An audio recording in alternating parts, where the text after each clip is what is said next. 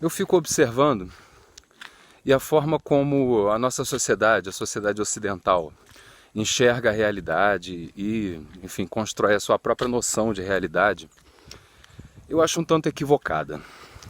A gente tem um grande mistério em relação à origem, né? A origem de tudo, da existência, do universo. E aí tem várias teorias, algumas mais plausíveis, outras menos plausíveis. Mas, de fato, né, concretamente, a gente não sabe. Acho que se a gente pegar a teoria do Big Bang, tanto quanto, né, a teoria teológica que a gente encontra lá no Velho Testamento, quanto o que a gente encontra na maioria dos outros livros sagrados que tem das culturas ao longo do mundo aí, a gente vai perceber uma coisa em comum. Quase todo mundo está de acordo que deveria existir alguma coisa, um ente, uma energia, enfim, você dá o nome que você quiser, que seria a origem de tudo isso. É da onde o universo veio e, de certa maneira, espera-se que seja para onde ele vai voltar. A essa entidade, energia, substância, coisa, seja lá o que for, de modo geral a gente atribui o nome de Deus, né? Seria essa força que é a origem de tudo, a motivação de tudo, né? O substrato de tudo.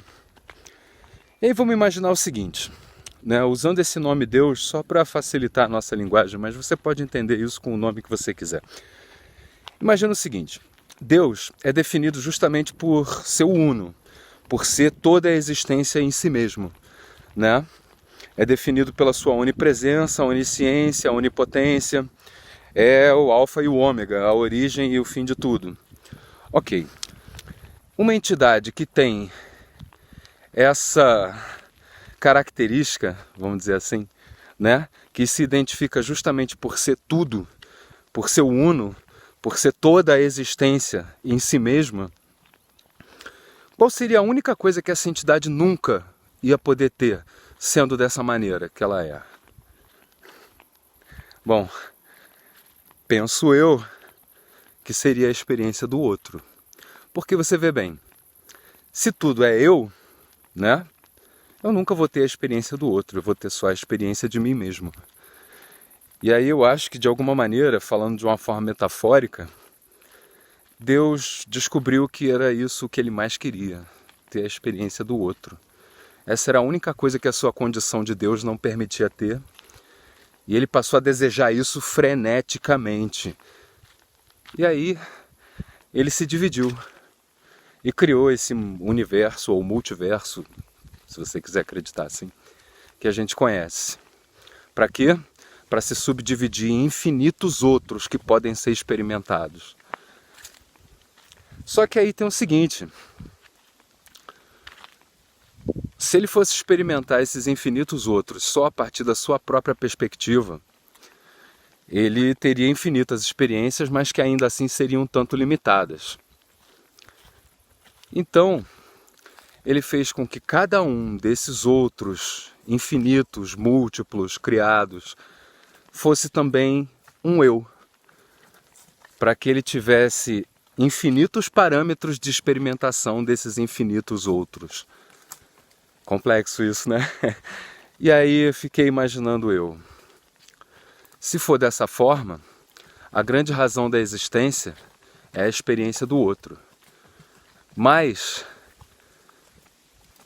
a gente, cada um de nós, é um parâmetro. E é por esse parâmetro que a gente tem que experimentar o outro. A gente tem que ter a experiência individual de todos os outros que passarem pelo nosso caminho.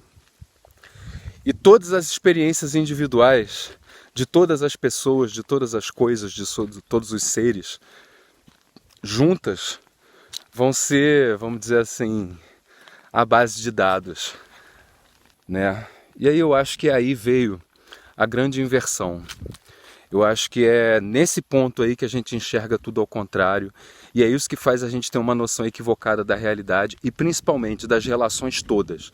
A relação da gente com a gente mesmo, a relação da gente com as outras pessoas, a relação da gente com o mundo que a gente vive e as outras entidades que habitam esse mundo. com os outros mundos, com as estrelas. Eu acho que, enfim, todas as relações estão equivocadas por causa desse engano fundamental.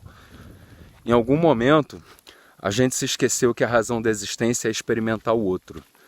E que o parâmetro para essa existência tem que ser o eu. Isso foi invertido. De alguma maneira, o eu passou a se situar como razão da existência e colocar o outro como parâmetro de experimentação. E é aí que foi tudo pro buraco.